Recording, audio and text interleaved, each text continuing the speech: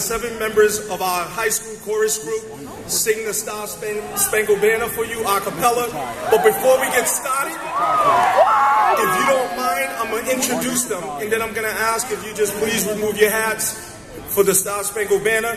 First, we have Catherine Steele. You see by the dawn's early light what so proudly we held at the twilight's last gleaming, whose broad stripes and bright stars. All of you here tonight.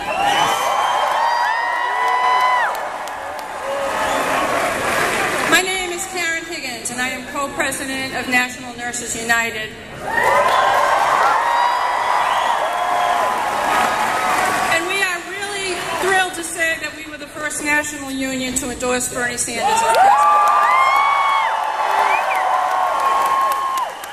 And we did this because we as nurses understand how important access to high-quality, affordable health care is for every American. We care about people's health, but too often people can't focus on getting well. While they should be healing, they are worried about it. If they can afford the care they're getting, if they can make their co-pays and their deductibles, they're worried about who's paying for their mortgages, who's feeding their kids, and if they'll have a job when they get home. They worry about all this because they know, as we do as nurses, or one candidate, it's about our future. It's about whether or not we'll let Wall Street billionaires continue to buy our elected leaders. Whether or not we'll allow our children's health and welfare to be compromised by runaway climate changes and crippling student debt. Whether or not we'll stand by and watch greedy corporations avoid paying their fair share in taxes while exploiting the workers who are making them their profits. Are we going to let this happen? No! And neither will Bernie Sanders. Bernie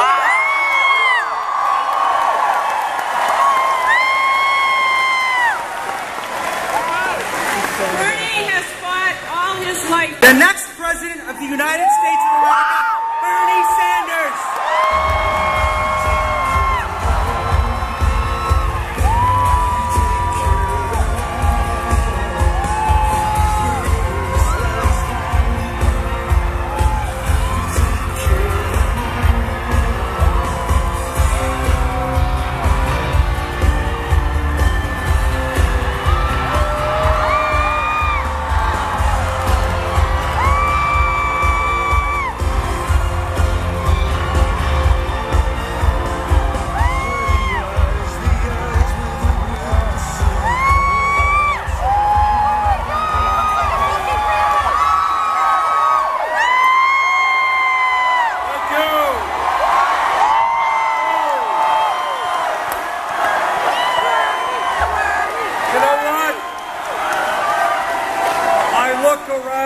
Crowd tonight, I think we're good. Look, our job is to treat people who are sick. Our job is to prevent illness. Under this healthcare system, we can't do our job. We need a Medicare for all healthcare system.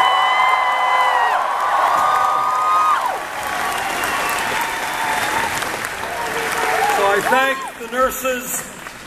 And when we talk about a new generation of political leadership, Paul Trubiano, thank you very much for that introduction.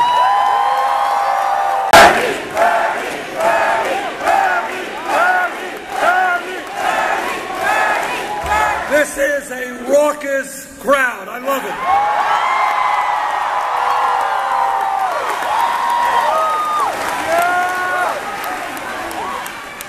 Back in 1776 here in Massachusetts, you began the fight against the King of England and those tyrants who were oppressing America.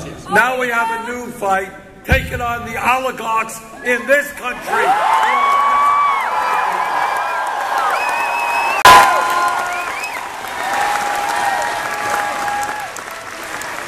Tomorrow, in 11 states, including Massachusetts, over 800 delegates are going to be elected to the Democratic Convention, and we anticipate winning many of them, and a majority of them, right here in Massachusetts.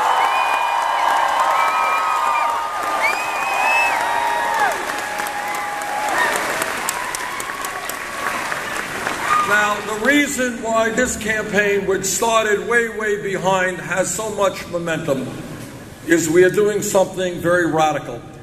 We are telling the American people the truth.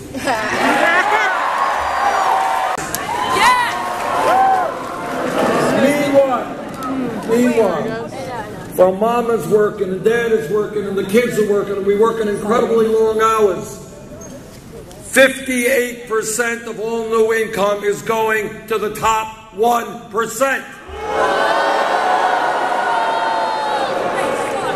You ready for a radical idea? Well, here it is. We're going to create an economy that works for working families, not just the 1%. In criminal justice system.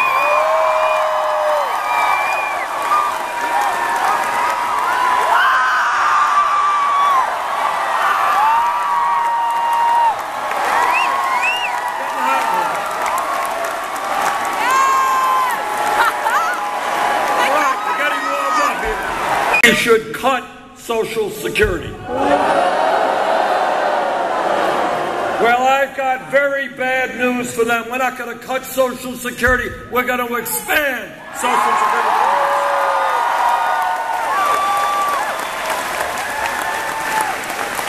And this campaign is talking to our veterans, men and women who put their lives on the line to defend us. And they are saying, we need good quality health care and we need the benefits we were promised. We are going to deliver on that promise. Telling me, how does it happen that I have to be $50,000, $100,000 in debt because I went to college or graduate school?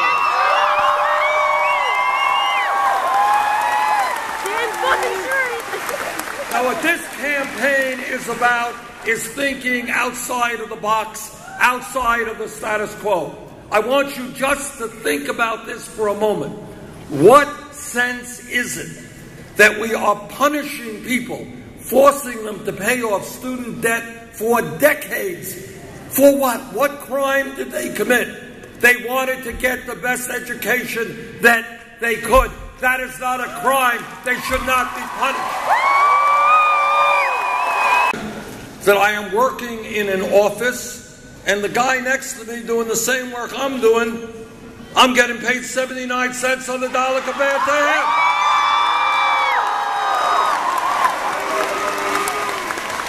And I know that every man in this room tonight will stand with the women in the fight for pay equity for women.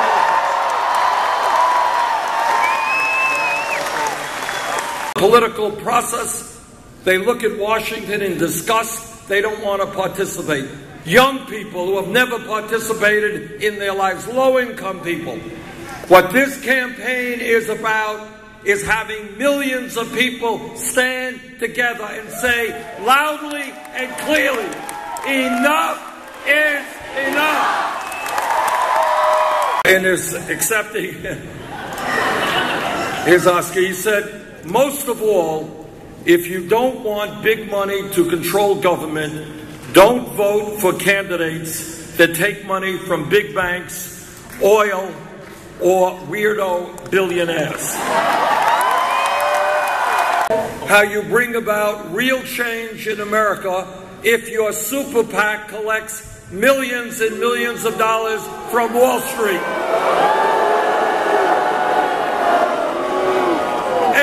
Drug companies and from the fossil fuel industry.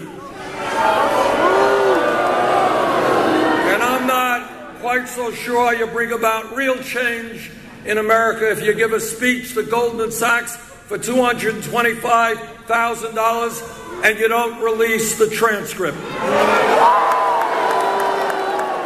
Have millions of people prepared to stand up and fight back. They can keep their superpowers. Marriage could not be transferred and be held legal in another state, and that gay married people could not get federal benefits like straight couples. At that point, there were not a whole lot of members of Congress prepared to vote against that homophobic legislation. I did.